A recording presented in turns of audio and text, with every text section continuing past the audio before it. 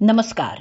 आपण ऐकतोय साखी कहे कबीर, कबीरांचे दोहे आणि त्याचं स्वैर मराठी रूपांतर. आजचा आपला भाग चाललाय 288वा, प्रकरण चाललंय 49वा, पारिष्काव अंग. दोहे आज आपण घेणार आहोत 28 ते 31. प्रथम आपण 28वा दोहा ऐकूयात.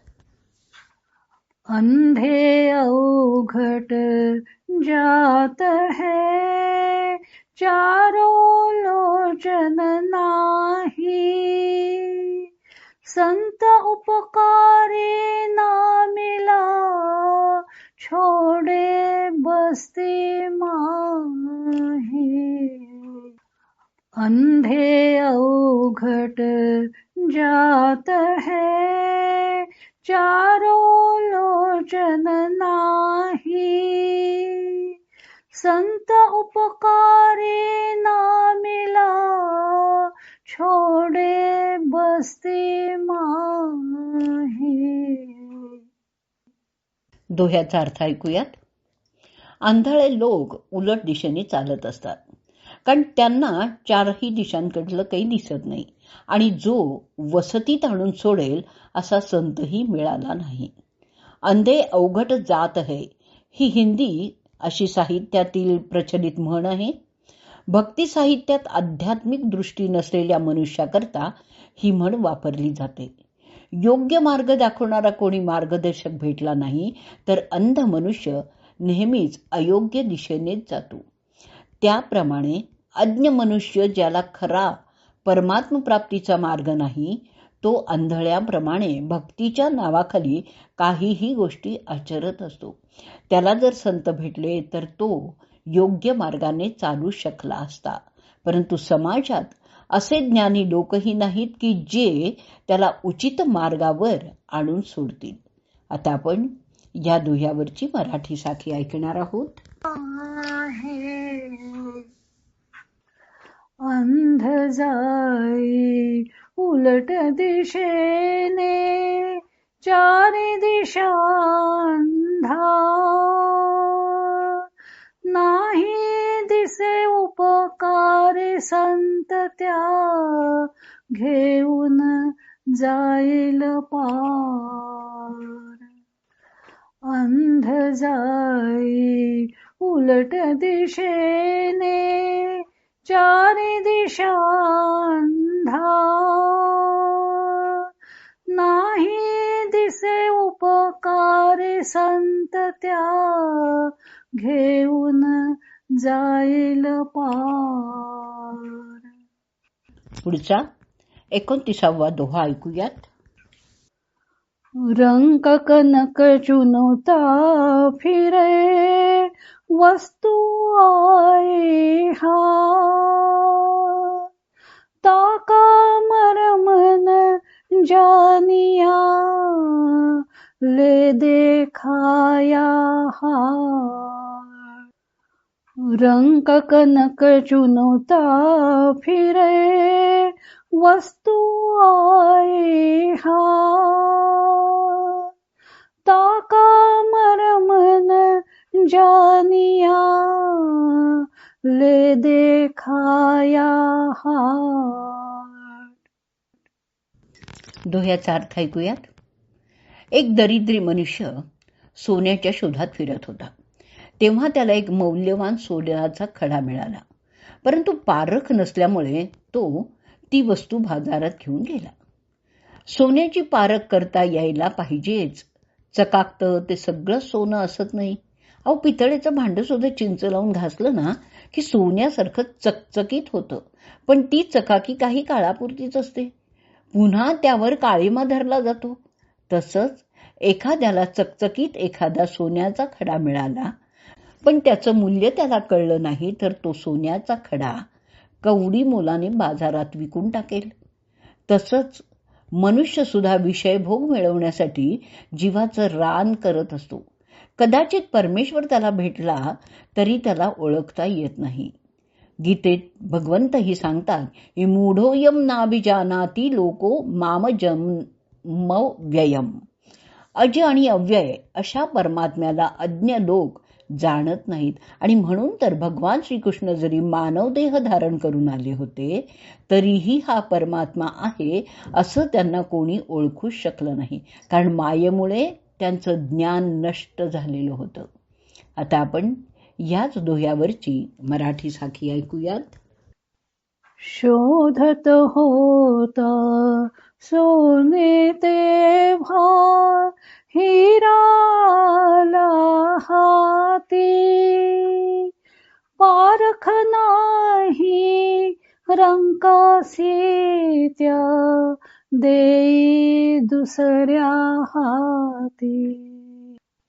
शोधत होता सोने तेव्हा हिराला हाती, पारख नाही रंकासी त्या देई दुसऱ्या हाती. पुढचा दोहा 3वा ऐकूयात. जब जगलाल समंद में, तब लगे लख्यो न जाय, निकसी लाल बाहिर भया, महंगे मूल बिकाय. जब जगलाल समंद में, तब लगे लख्यो न जाय, निकसी लाल बाहिर भया, महंगे मूल बिकाय. दोह्याचा अर्थ ऐकूयात. जोपर्यंत रत्न लाल समुद्रात पडलेलं असतं तेव्हा ते पाहता येत नाही, परंतु जेव्हा ते समुद्रातून बाहेर काढलं जातं तेव्हा जास्त किमतीला विकलं जातं. रत्न जसं समुद्रात आहे तसाच परमात्मा हा मनुष्याच्या अंतरात हृदयात लपलेला आहे. त्याच्याकडे त्याचं लक्ष जातच नाही.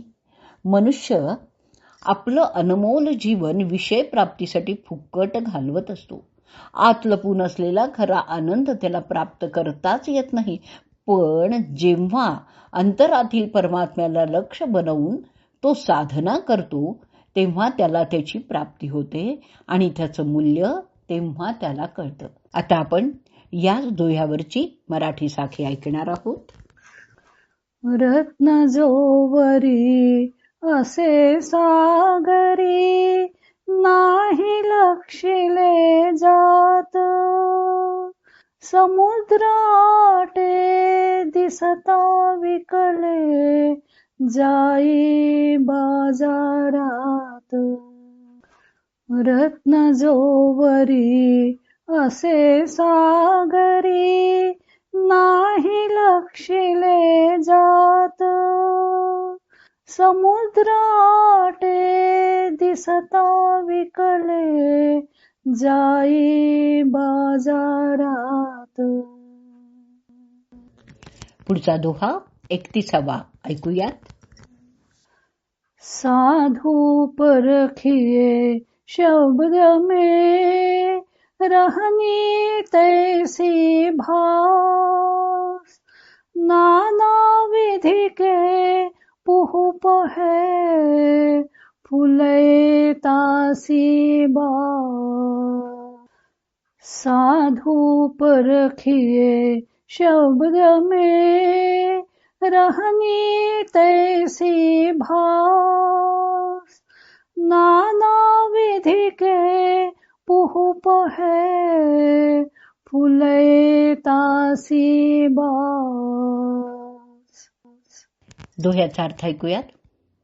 वेशधारी साधू तर खूप आहेत, परंतु त्यामुळे त्यांची खरी ओळख नाही होत आणि म्हणूनच साधूची पारख त्यांच्या बोलण्यावरून आणि आचरणावरूनच करावी. फुलं खूप प्रकारची असतात, पण फुलल्यावर त्यांच्या सुगंधावरून त्यांची ओळख होते. वचनम शीलम आख्यती अशी संस्कृत म्हण आहे. बोलण्यावरून मनुष्याची खरी ओळख पडते. म्हणून कोणत्याही मनुष्याच्या वेशावरून त्याची पारख करू नये. भगवे कपडे घालून फिरणारे काही सर्वच संत नसतात. त्यांचा आंतरिक हेतू वेगळाच असतो. तेव्हा त्याची परीक्षा बोलण्यावरूनच करावी. त्याचं अंतरंग कसं आहे ते जाणून मग त्याच्यावर विश्वास ठेवावा, नाहीतर मग फसगतच होते. त्यासाठी कबीर फुलाचं उदाहरण देतात. निसर्गात नाना प्रकारची फुलं फुललेली असतात. काही सुगंधित असतात तर काही गंधहीन असतात. सुगंधी फुलांची ओळख त्याच्या सुगंधावरून केली जाते. तसंच मनुष्याची परीक्षा देखील त्याच्या बोलण्यावरून केली जाते. आता आपण याच दुह्यावरची मराठी साखी ऐकूयात आणि या साखीबरोबरच आजचा भाग आपण इथे संपवूयात. पारख शब्दावरून करावी, जसे मन तसे बोल. पुष्पे असते नानाविध तरी, फुलता कळते मोल. पारख शब्दावरून करावी, जसे मन तसे बोल. पुष्पे असते नानाविध तरी, फुलता कळते मोल.